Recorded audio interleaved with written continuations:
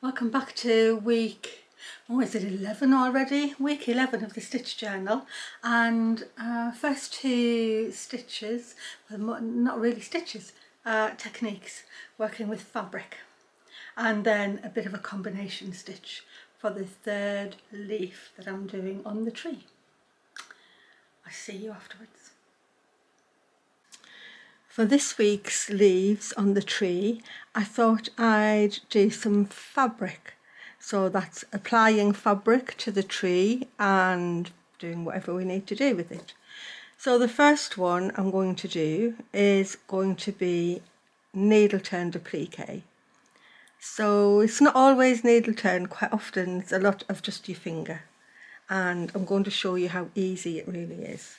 So what I'm going to use is this fabric, which is left over from the curtains that I've just made a dress out of, and it's got some lovely coloured leaves on it. So I don't exactly want to cut out one of those leaves because, for one thing, they're just too big.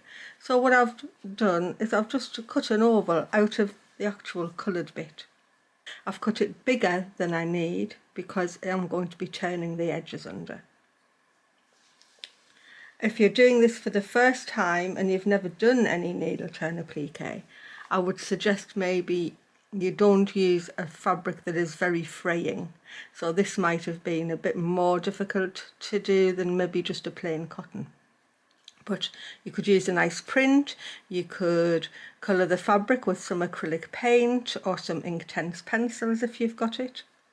But the next thing to do, actually I haven't done it, but I'll show you now. The next thing to do is to just mark on the back a little line about 1/8 of an inch in, or even 1/4 of an inch in maybe. Maybe that's too much. 1/8 of an inch, I think. You mark on the line where you're going to be going, and then you snip towards the line on every curve. If you've just got even if you've just got a straight edge, you do want to snip in because it makes it easier to turn.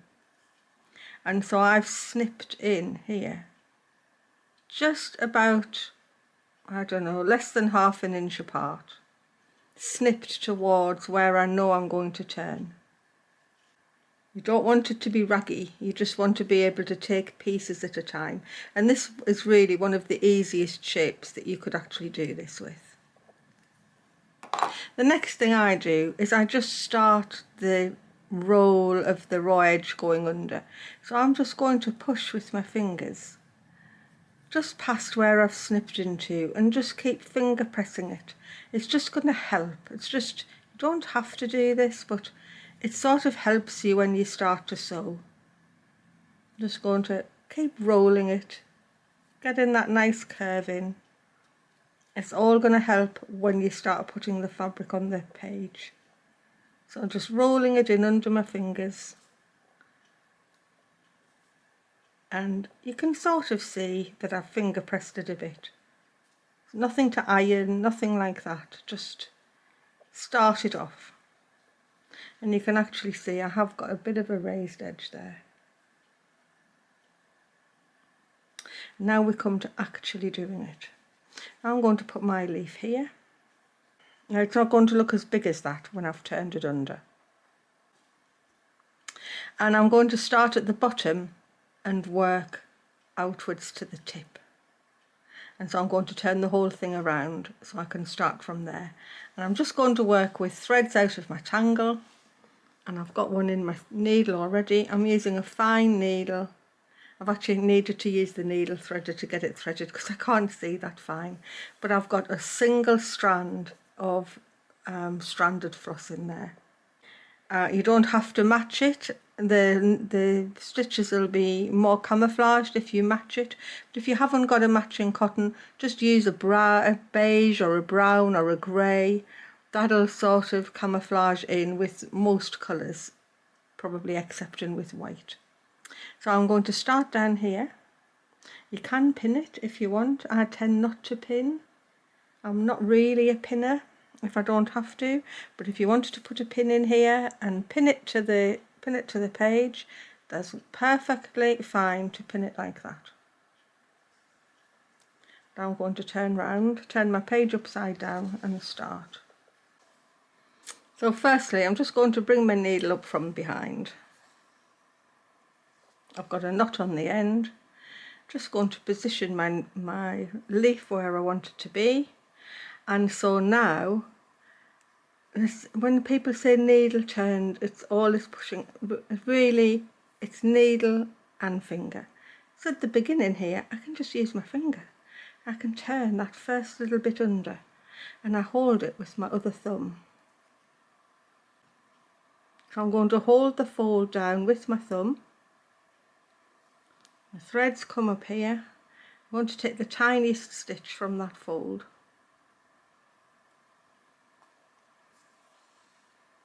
Now I'm on the top, ready to go really. The best thing you can do is just hold everything nice and firmly all the time. So I'm ready for the off. You can see there's where I've made a snip. I'm just going to put my finger in and I'm going to push that under. I've got a nice smooth curve. I don't need to worry about this bit yet.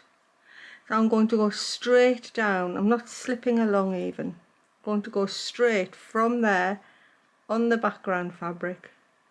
Take a little jump, maybe a couple of millimeters, and then come straight back up onto the fold with just a couple of threads and pull it. That stitch almost disappears. I think I can take another one there, straight across onto the background fabric, a couple of millimeters of a stitch and straight back up, just a couple of threads into that fold. So now already need to do something else, because here's my fabric coming out. There's a cut there where I've snipped it. Just going to take my finger, going to fold it in. I'm going to then use my needle and just smooth that out. Aiming for a smooth curve all the time. Next stitch goes in. Make sure you're going right through your background fabric. You don't want these stitches to be very far apart.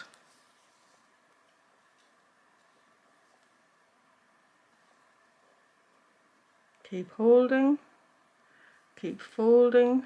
You can hold, your needle sort of goes underneath and just helps smooth everything that you've folded under.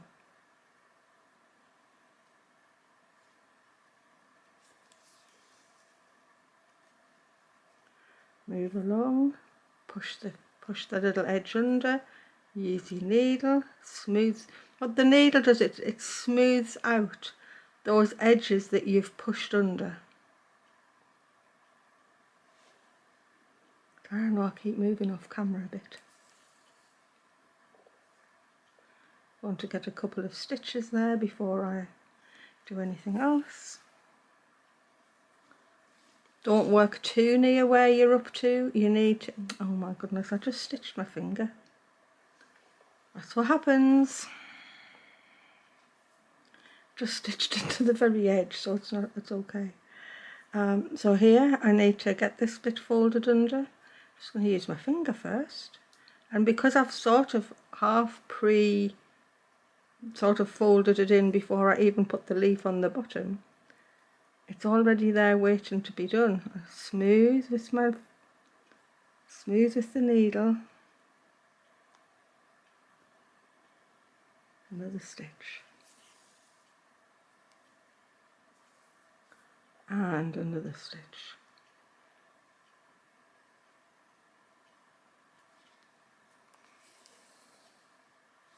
You can see I'm getting a really nice curve here. I'll turn my work a little bit. And once you've got, you know, a decent little bit going, you'll be able to leave go and just see that your leaf or whatever you're applying. Just put my hand through there, see if I can put my hand through the camera stem so I can get it in the right angle. So here we go, coming up to the point, and push that under.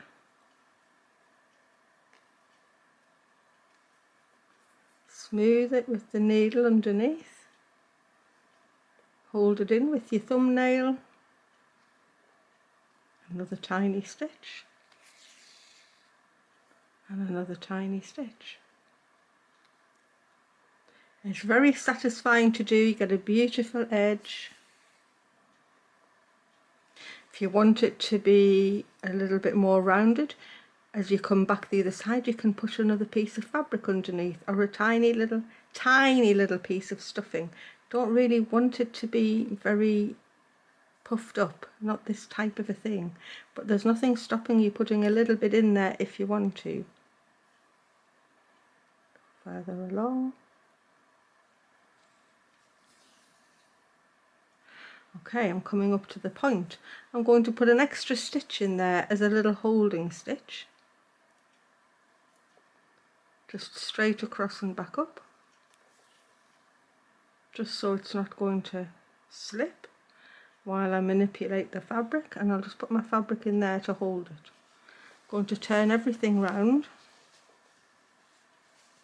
ready to come back. I've got threads everywhere.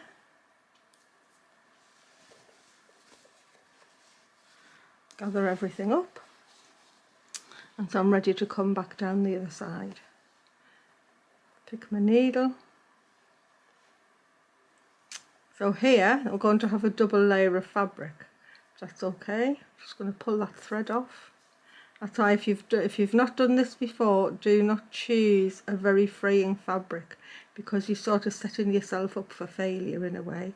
Use something easy till you can get the hang of it. And push the point underneath. There's my holding stitch. I'll just tighten up a bit. Well, the point's disappeared, and now I can push that underneath. It was my finger first. Start off with a stitch quite close.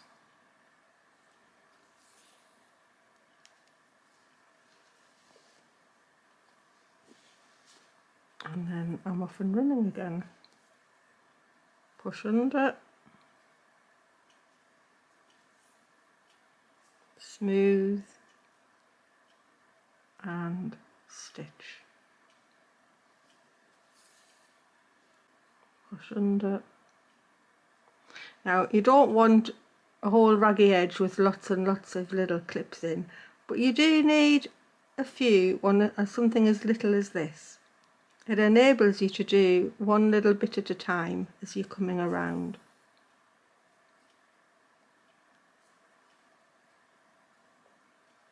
What I'm saying is, don't shred it.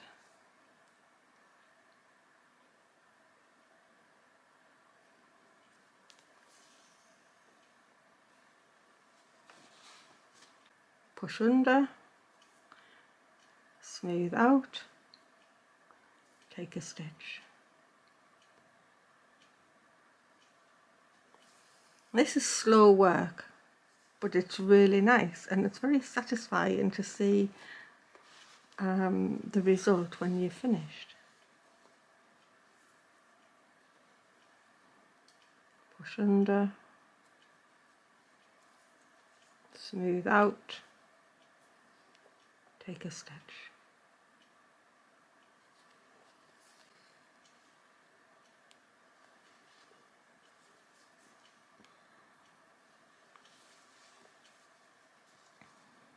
So what you don't want to do is push this fabric down as you're coming and not be aware of where you're ending up, because sometimes you can end up with a loop of excess fabric. So always be aware that you are smoothing your leaf out, or whatever you're applying. Could be a flower shape or a circle or anything. Circles are lovely to do, but you sort of need them to be clipped well, and you just take the little bit in front of you at the time.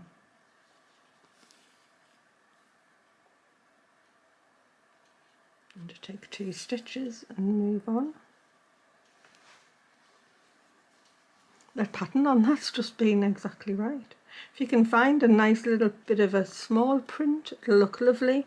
Or, as I say, this is a big print, but I could manage to get a whole leaf cut out of the colour.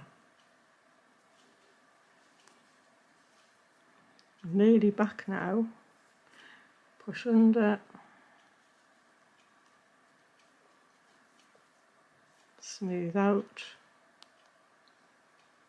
take a stitch.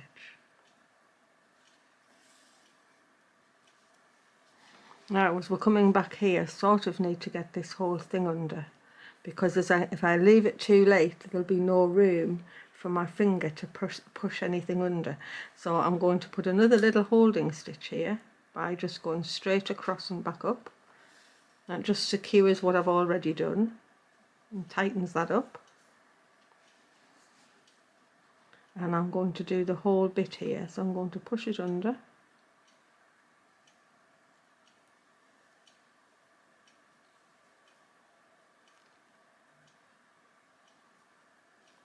Like that.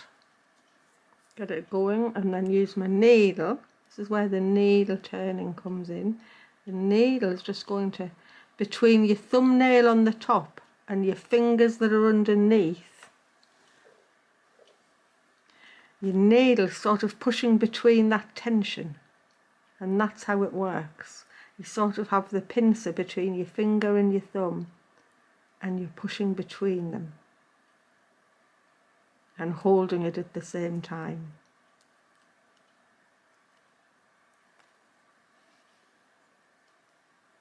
I just want that transition there to be nice, but I'm going to just do this bit, I think.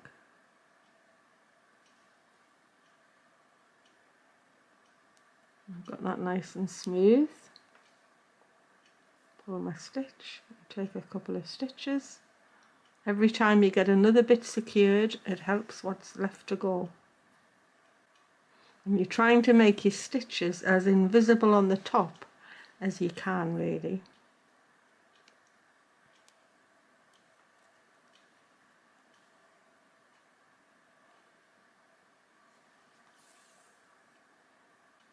And here I am right back to the beginning. I'm going to make sure that's secured. That looks really nice, actually. Couple of stitches.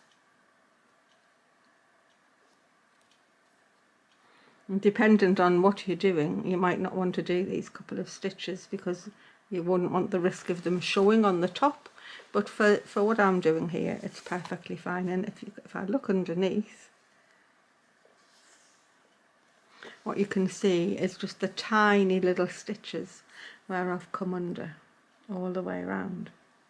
And I can just take this now and just put a couple of wraps through my loop and give it a snip.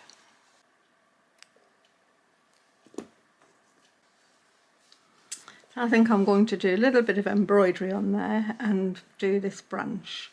So I will get another length of, I think I'm going to do it with this red here, look. There's quite a nice red in there. I think I'm just going to, have I got red?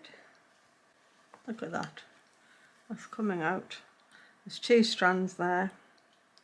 I have to change my needle.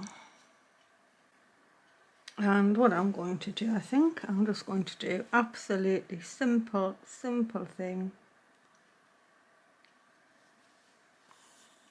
I'm going to make a straight stitch. And then I'm going to come up and do some veins with a fly stitch. I'm going to go straight the way over, pick up my loop by coming up at the bottom of there,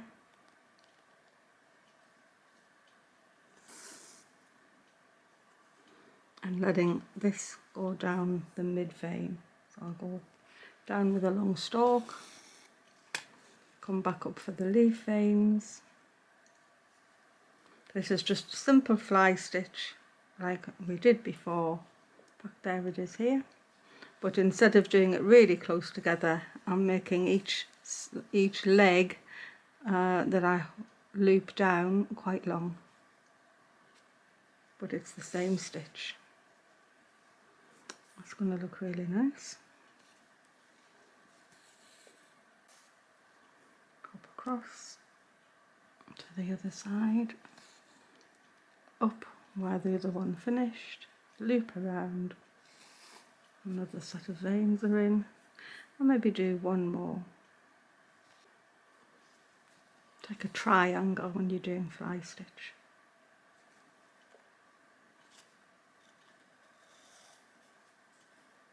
And then I can get right down to here, down to the bottom, and I can carry on this stem.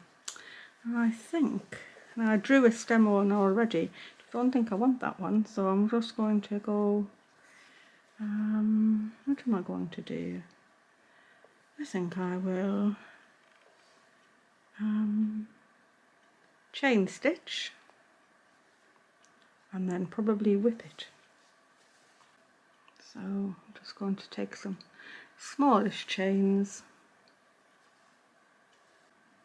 So because I've only got 2 strands in my needle, I can do quite small stitches.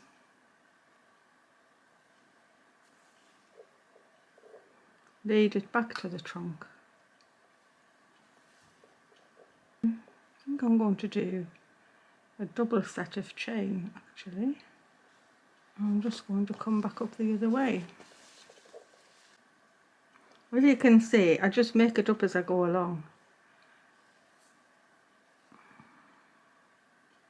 Because if I try and plan, I usually change my mind straight away, so there's no point trying. I'm just going to use the end of this thread up, and actually I'm going to wander off. Oh, one more and I'm out of thread. I want to do a long end just for the heck of it.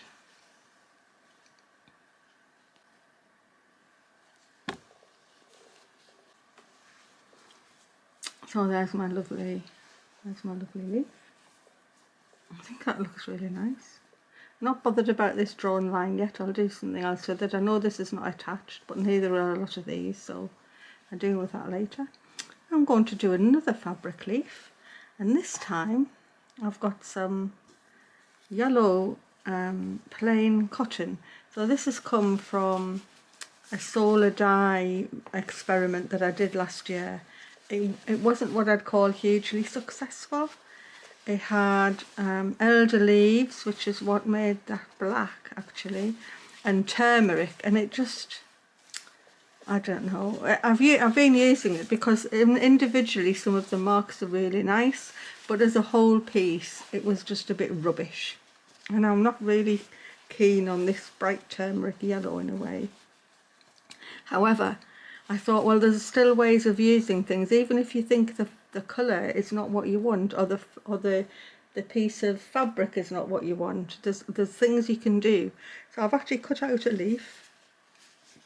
I'm going to put it on here. And I thought it was a bit bright. I know I've got other bright things, but I thought it was a good way of showing you how you can just deal with other things. So that leaf's going to go there.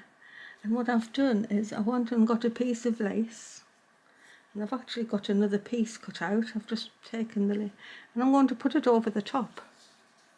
And immediately what it's going to do is it's just going to mute that colour down.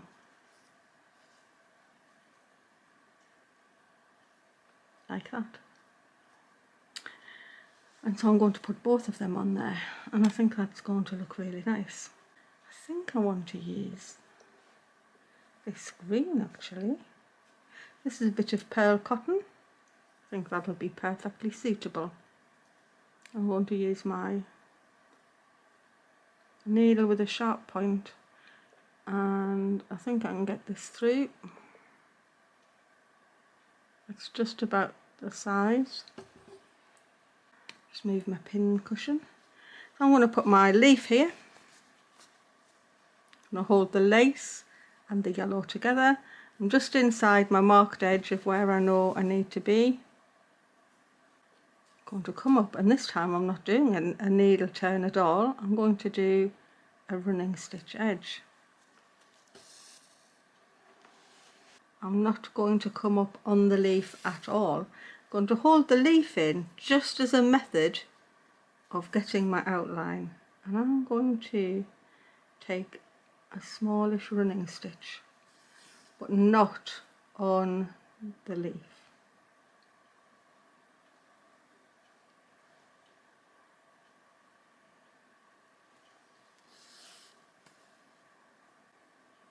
So if you're somebody who doesn't mind gluing things, you could put a bit of Pritt stick or something on this, or glue stick or whatever. I tend not to like putting glue on, so or you could just pin it.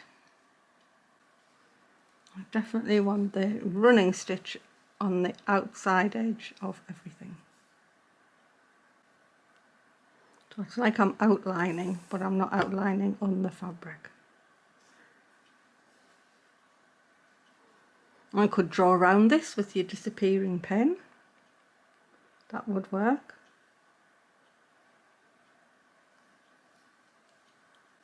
To get right down to the bottom again. Okay, so now I've got an outline of my leaf. I'm going to put my leaf back on. I'm going to make the first stitch up the middle.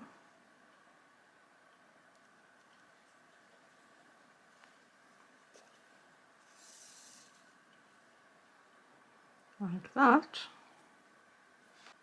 I'm going to split that stitch by coming back up. And I'm going to go out on a leaf vein angle to whatever stitch is going to be nearest, and I'm just going to go through it. Not going through the fabric, and I'm going to come back down to the centre as if I've done a chain stitch, but I haven't really. I've just looped.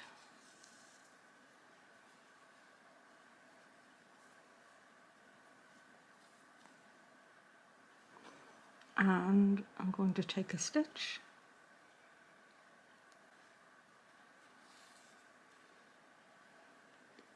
one stitch further up,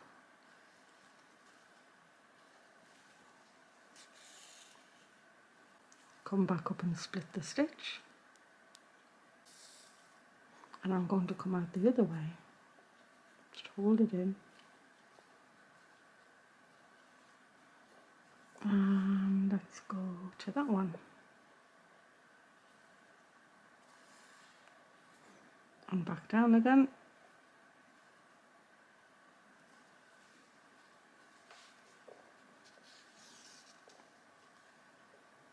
Actually, maybe it is, maybe I should pin that. It's getting on my nerves a bit, actually.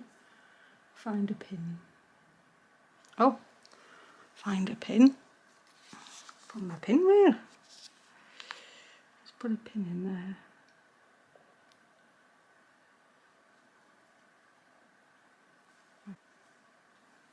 And I'll come further up, do a back stitch.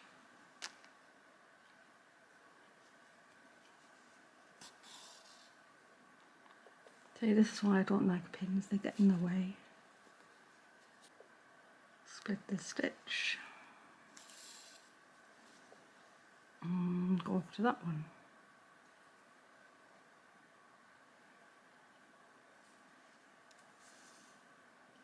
And back down.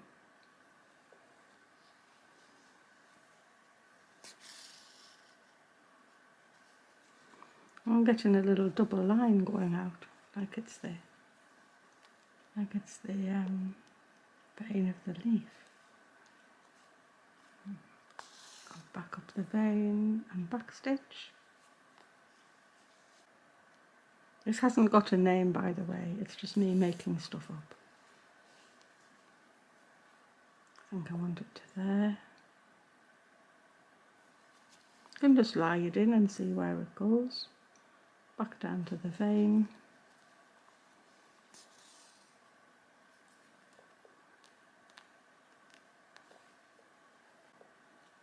And just make sure they're right where I want them to be. That's going to go over that one.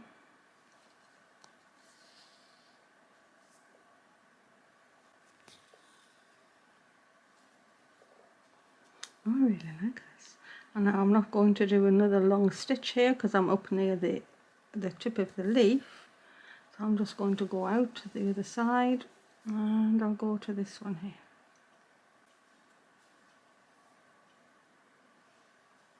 Back down.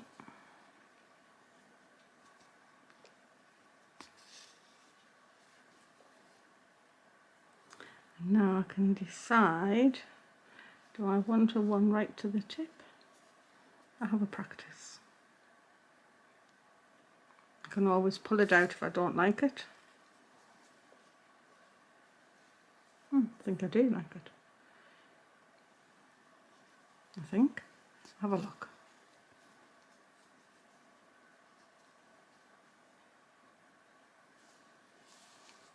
Yeah, I think I do. I like that one. Okay, that's another applique.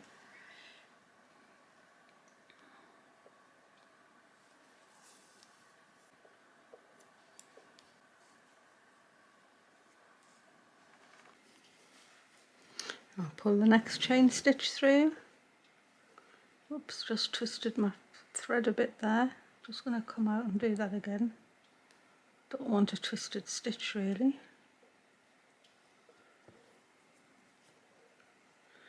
Pull it in nicely before I go down to wrap, and just putting a tiny bit of a stalk on, not much, not like the pistol stitch which I did in my pinwheel the other day. I want to move along the spine.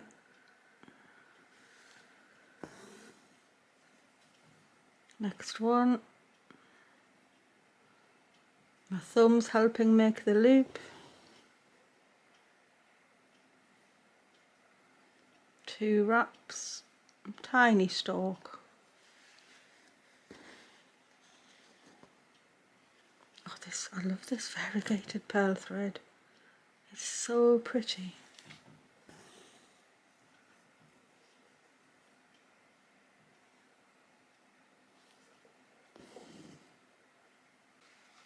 Even though I'm putting a stalk on it, I still bring the knot to the fabric before I pull through. I'm working up about 1/4 of an inch higher every time. I'm going to just angle that a little bit.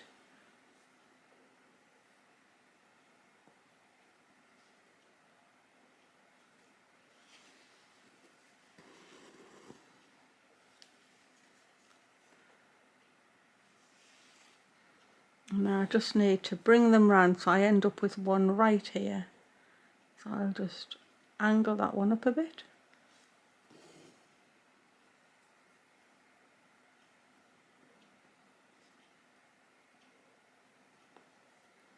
And then put one in the tip. So in this way you can combine the stitches you've learned to make other effects that you might want to have. I'm going to work back down the other side. I could stop and work up again, but I don't think there's any reason particularly to. I'll just work my way back down.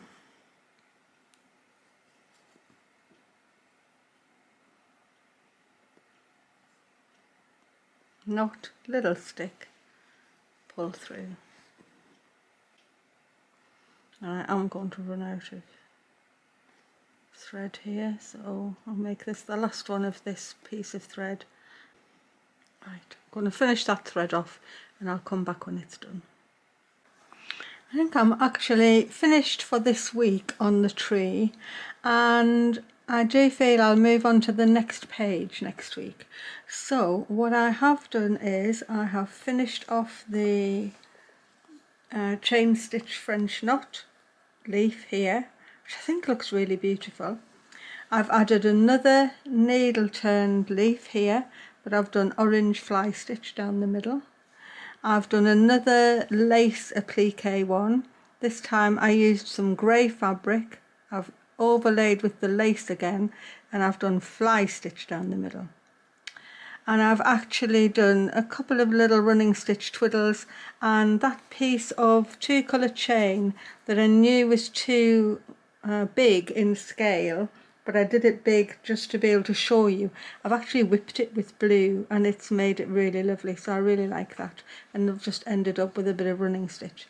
So what I am going to do now is I'm going to add a few more leaves in, but only in stitches or techniques I've already done. I may add a little bit of pattern darning across the bottom, or I may not. I haven't actually decided, but I don't think there's enough to do on here for next week, so I will definitely move on. But I can see places where I want to do little twiddles, maybe an extra leaf or two, decide whether I'm going to bring them all in on a stalk, like that one's not on the stalk at the moment, and some here that need something on, so they may just end up with a little twiddle. I may end up with little bits in, but as I say, I'm only going to use the techniques or the stitches that I've already done, and so now it's just over to you to have a bit of a play and have a bit of a practice. Do what you like, fill it in as much or as little as you want. You could fill in every little space, would look gorgeous, or you can leave it however you like. Mine's definitely ended up really colourful, so I ended up with purple there because I thought just going with the flow now. Now I don't know whether I'll get that done to get on the end of this video, but if I don't, I'll show you that at the beginning of next week.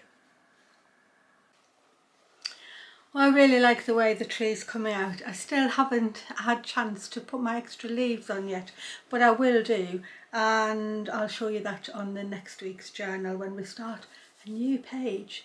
And I think I've already changed my mind about what I was going to do on here, but we'll see. There's a whole week to go between then and now. You might be able to check to see that I'm actually wearing the curtain dress. So I'm going to stand up and show you how it turned out. I do feel like a reject from a wedding, but who cares? It's nice to wear a pretty dress any time at all. So I'm going to give you a twirl. So here it is. I'm really pleased with it. I used the lining of the curtains to make the binding for the neck and the armholes. I used the original hem to be the hem of the skirt.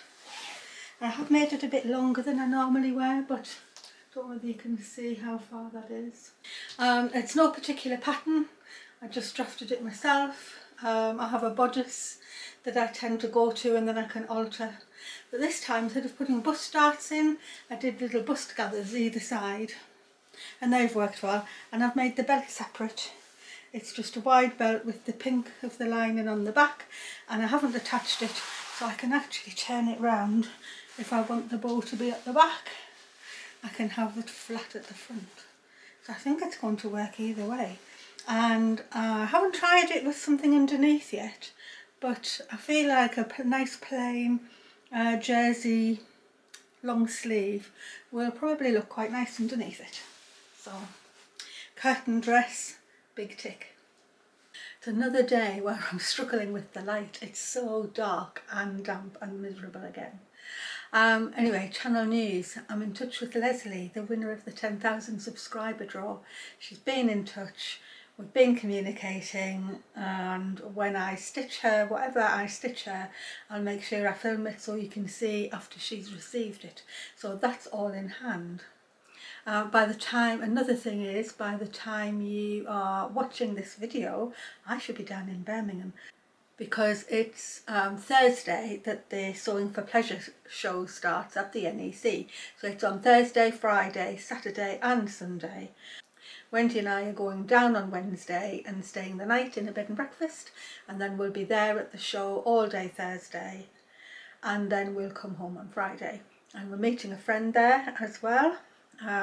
So we'll be the three of us going round like super excited children, looking at all the beautiful colours of fabric and what have you. So I'll be filming that because I asked permission to film it, and I'm hoping that I'll be able to get that edited in for Sunday if I can. So hopefully you'll see my visit to the Sewing for Pleasure as Sunday's video at the end of this week. And I don't think there's anything else to say. The knitting's coming on, stitching's coming on. Please, you all love the pinwheel. But in the meanwhile, I'm just going to say thank you for visiting Marion's World. I hope you, I hope you like how my curtain dress came out. This has just been on the machine though. I haven't done this by hand. It took me about 5 hours, I think.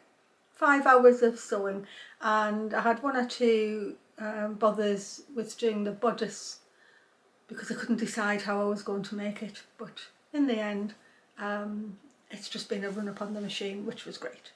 So anyway, thank you for visiting, and send me the like and the comments and the, you know, I never know how to do it all. Just thank you for watching and for supporting me in whichever way you are. Thank you very much. See you next time. Bye everyone. Happy stitching and crafting and knitting, and you know the drill. Happy everything.